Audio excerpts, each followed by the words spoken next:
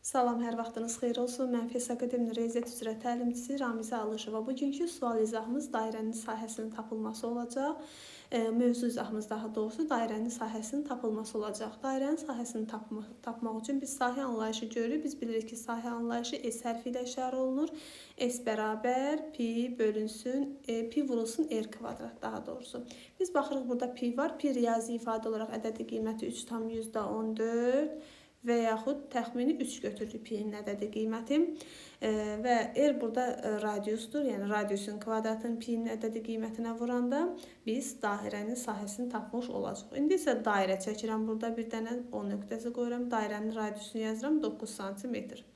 Və bu dairənin sahəsini tapmaq üçün sahə S hərfi ilə işarə olunur, S bərabər 9. Biz burada birinci pi yazmışıq. Elə pi-nin ədədi qiymətini yazırıq. Pi-nin ədədi qiyməti nəyə bərabərdir? Təxminən 3-ə. 3 vurulsun 9-un kvadratı. Çünki R-in kvadratı deyirsə, biz radiusun kvadratına vurmalıyıq. Biz bilirik ki, 9-un kvadratı 81 eləyir. 81-i biz 3-ə vursaq, cavab eləyəcək. 81-i biz 3-ə vursaq, eləyəcək 243. 243 nə?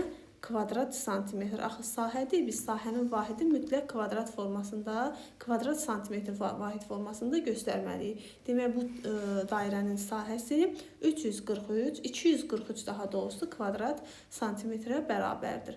Demək, dairənin sahəsinin tapılması düsturu S bərabər pi R kvadratı vasitəsilə tapılır.